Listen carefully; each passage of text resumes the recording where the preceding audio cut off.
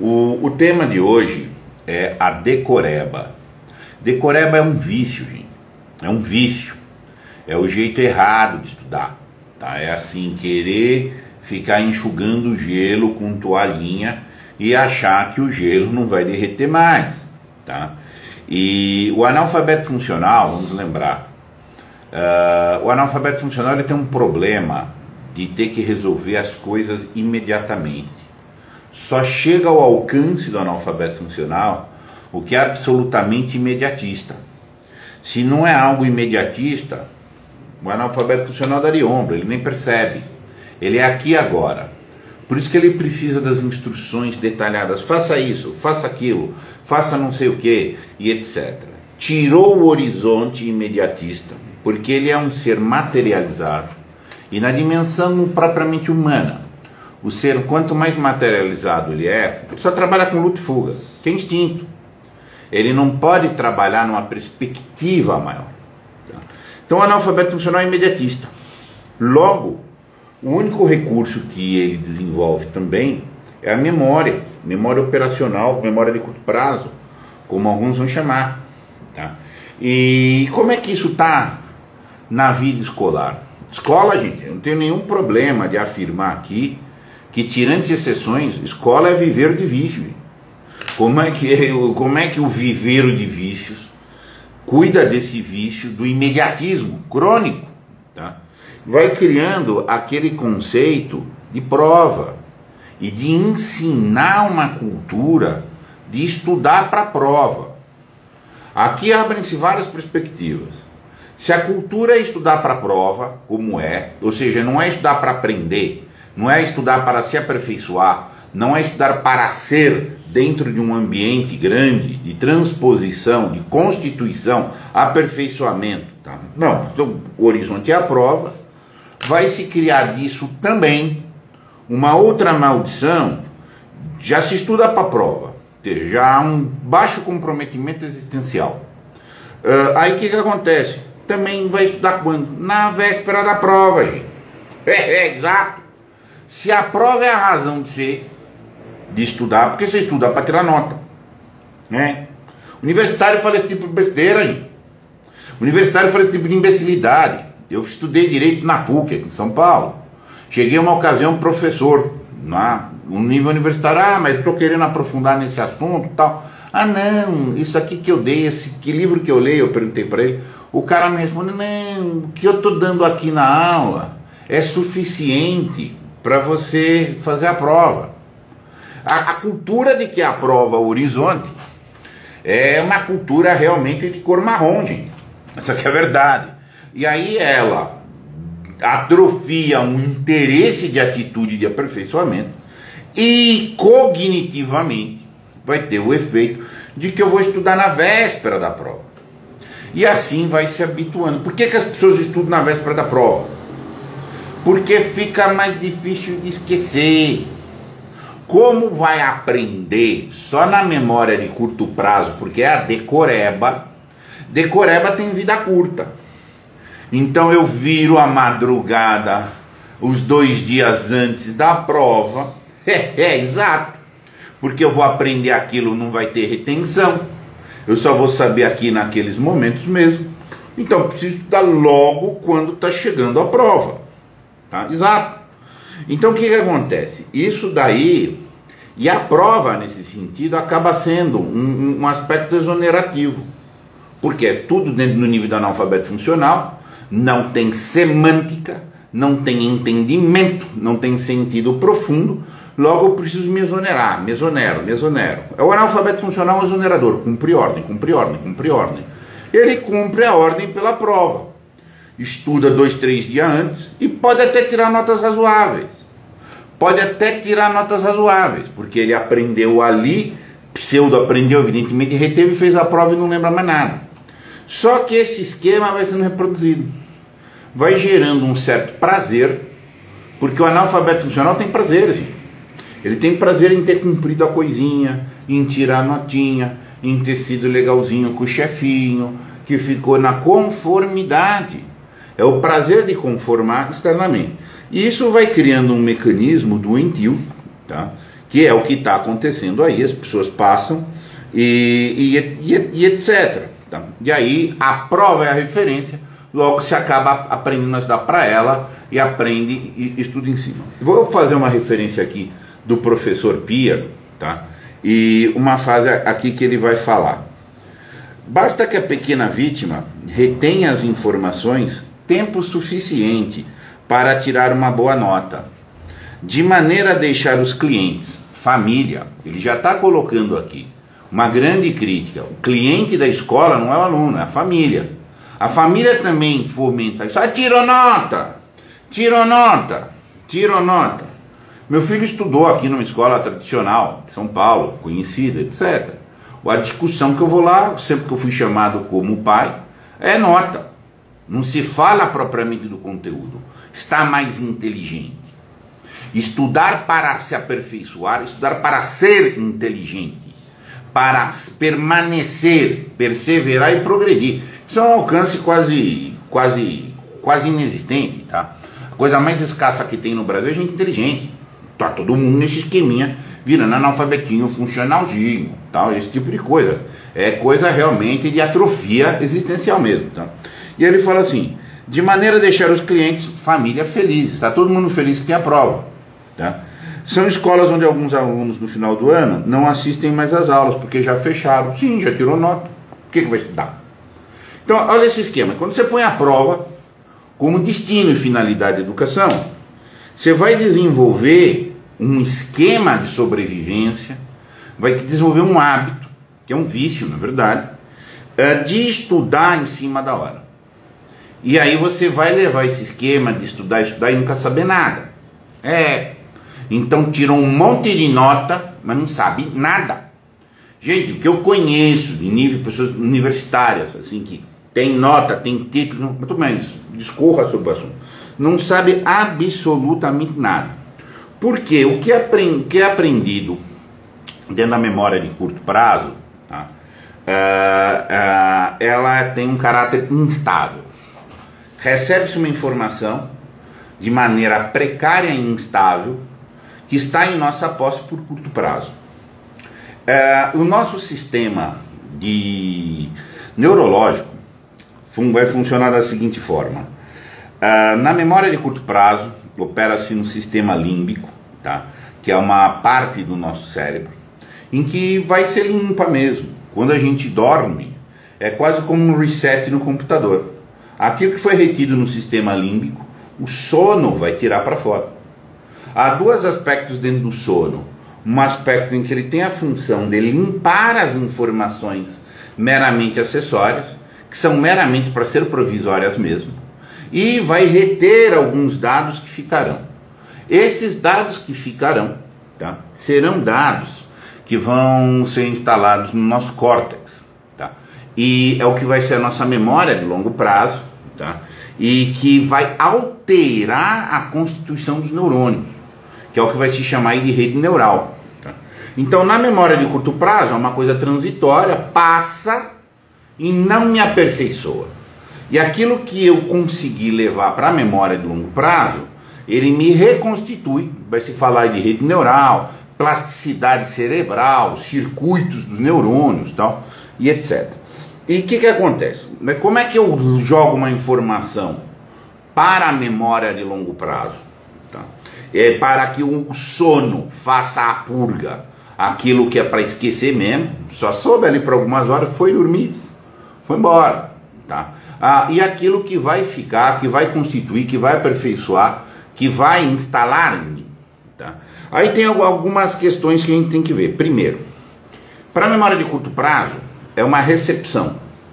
Eu recebo, estou passivo lá na aula, estou recebendo.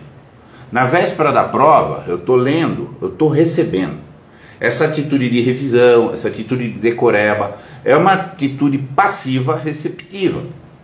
Então ela não me altera, tá? Porque eu não a introjeto propriamente lá na memória de longo prazo. E ela vai embora no sono. Tá? Para eu colocar um conteúdo na memória de longo prazo, estabilizar isto em mim, a um ponto que replastifica o meu caminho cerebral, tá? Me demanda esforço. esforço que a simples passividade de receber a informação é insuficiente. Tá? Aí eu tenho que fazer exercício, eu tenho que sintetizar. Recebi a informação antes de dormir, eu preciso cristalizá-la. Exercício, parafraseio, faço uma síntese com outra coisa, comparo isso com aquilo, acrescento o nível de detalhes, faço a narrativa em cima. Fiquei sabendo do dado histórico X, na data tal foi o dia D. Ah, mas aí eu pego mais dados. Ah, mas como é que foi o armamento de não sei o que? Compara esse evento com aquele. Aumenta o espectro com esforço de síntese. Se esse esforço de síntese aconteceu, tá? Você está aumentando, está criando as condições para que no teu ato de dormir, tá? Isso vá ser colocado para a memória de longo prazo. Acrescente a isso o seu estado emocional, tá?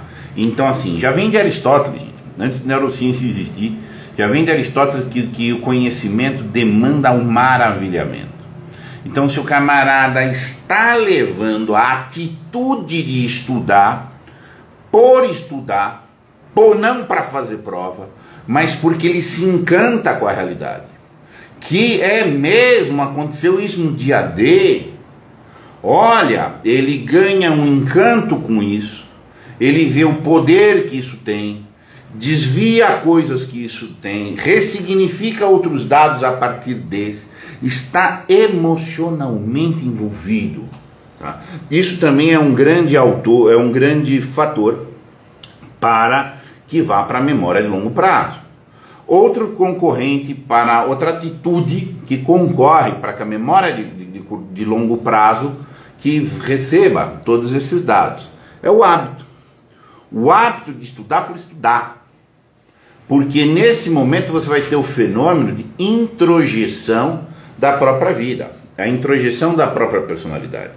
São muitas as pessoas, tá, que não têm o hábito, que não é que não sabem só o objeto de estudo, eles têm uma dificuldade extremamente grande, inclusive de ter na sua memória de longo prazo a sua biografia.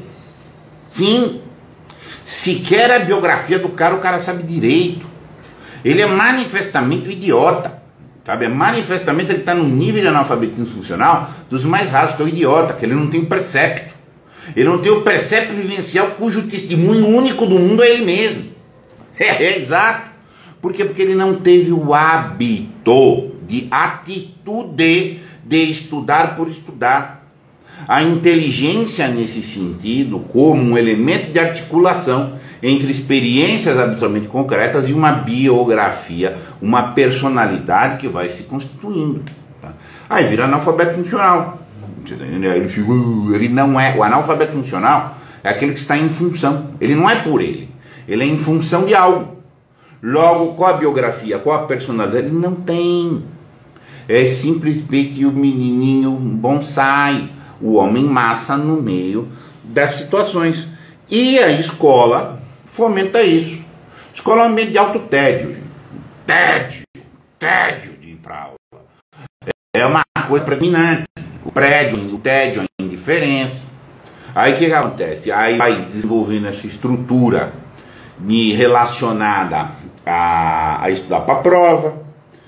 Todos esses fatores estão acomodados e conduzindo a situação garantidora do que se chegou, que quase só tem analfabeto funcional. Entendeu? E as inteligências mesmo não existem, precisamos saber estudar. Mas pode tirar nota.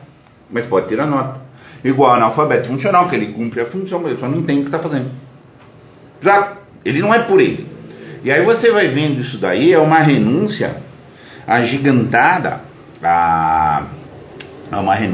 agigantada da liberdade. Então esse trabalho da operação, da memória meramente operacional, também é chamada que retém informações. Informação por natureza é instável, e o conhecimento é o estável, que o cara sabe para sempre, porque ele estudou para saber. Ele estudou para saber. Por que o Trivium sempre deu certo? Porque só recebeu quem queria vir. Simples, o cara quer. Ele não precisa fazer prova. Ele não tem que fazer parte da farsa. O analfabeto funcional é um farsante. Ele tem porque como ele tem uma inteligência postiça, ele finge que é o que ele não é, ele finge que ele faz o que ele entrega lá nas coxas, porque é um esquema da evasão existencial, ele finge que ele é um ser. Por isso que essas pessoas têm egos extremamente elevados, tal. Por isso que eles têm grande dificuldade de ser contrariado. O fingidor sofre quando ele é contrariado. O cara tá fingindo, você chega e fala, tá tudo um fingimento, ele não tem pânico. Agora, se você tá sincero em alguma coisa, alguém objeta, fala, olha, é falso, bem, tua opinião, qual é o problema? Entendeu? Porque a instabilidade é generalizada. Entendeu? Então aí você vai vendo o esquema. Então, decoreba não é meramente um problema de que de má atitude cognitiva. É má atitude cognitiva entrosada com um esquema que debilita a atitude existencial de um modo geral. Ah, mas quase todo mundo só aprende por decoreba. Eu falei, quase todo mundo pseudo aprende. Quase todo mundo é burro, gente. Quase todo mundo é burro. Quando você chega e faz uma afirmação, quase todo mundo é burro, você não tem que dizer, porque as pessoas não têm nascer. Não, mentira, não é porque nasceu burro, não. É porque se permitiu cristalizar vício. Não faz o emprego da inteligência. Acima de tudo, nós somos vontade. Entre o lado de que nós somos vontade. Mas eu tenho pouca força de vontade. Isso é pouco, ontologicamente falando. Uma pessoa inteligente não é que nasceu necessariamente um gênio, ela teve vontade de cultivar seus potenciais, entre os quais os intelectuais, neurológicos, etc. Vai vir de Aristóteles, gente, o grande entrosamento que existe entre a educação afetiva, o hábito do afeto e o hábito intelectual. Não dá para você separar isso. Tá? Então assim, aí você cai no vício, ou você cai na virtude. Tá? Você pode se habituar à fraqueza, você pode se habituar à força. Tá? Agora, esse esquema de validar a decoreba das pessoas, gente, que é isso? Daí é uma questão. Advogados, gente, no escritório, outros escritórios, no meu, em tudo, no mercado. Você pergunta, você sabe fazer tal coisa? Eu já fiz, mas faz tempo. A própria conhecimento, o próprio entendimento da questão é que o meio de conhecer é a decoreba. Mas se fizer tempo você não sabe mais. O jeito de você sabe tal coisa. Eu esqueci, porque eu sabia, mas eu esqueci. Se você nunca soube. Óbvio que tem o detalhe, tem a nuance, mas a captura da estrutura você tem que saber. Segundo, não é o meio de aprender por decoreba. Tem meios mais elevados de conhecer. A ciência jurídica, por exemplo, ela tem uma questão que você precisa conhecer princípios e deles você deduz tudo. Você sabe fazer tal coisa? Seria equivalente para uma pergunta com maturidade intelectual o seguinte: você conhece os princípios envolvidos nessa matéria? Por estudo abstrato. E depois você vai deduzir o concreto. Os advogados não entendem isso. Não, já fiz, não fiz. Por quê? Porque eles não têm semântica. O direito já está reduzido ao que um dia já foi uma posse de semântica do justo para ser procedimento material. É trocar isso. Então não tem mais juristas e só tem analfabetos funcionais. É isso mesmo. Sabe o que eu estou falando? Menininho cumprindo procedimento, mas não vale pelo fundamento. Entende? Então esse é o estado de coisa. Por quê? Porque eles estão estudando esse esquema de decoreba.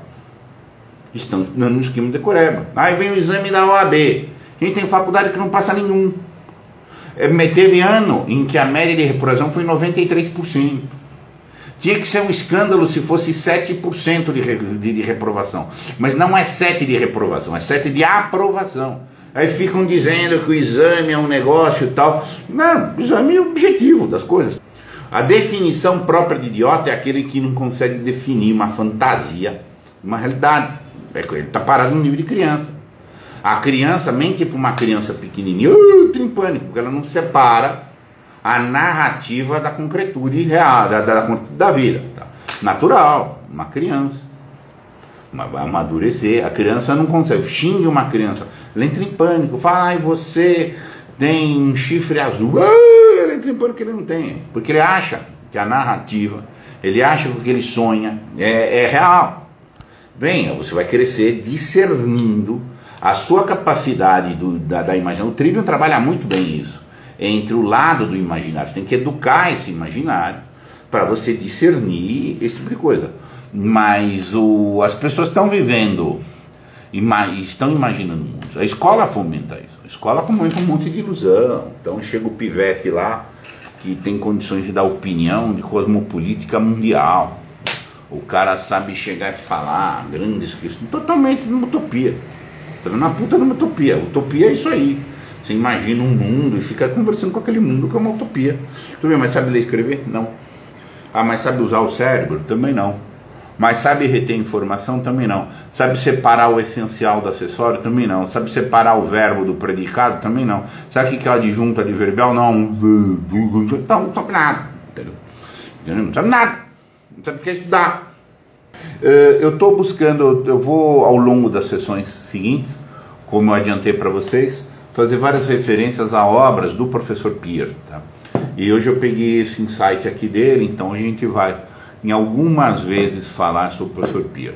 Quem quiser aprofundar nas dicas que ele dá, tal, sobre como fugir do esquema da decoreba, essa obra aqui, Aprendendo Inteligência, tá?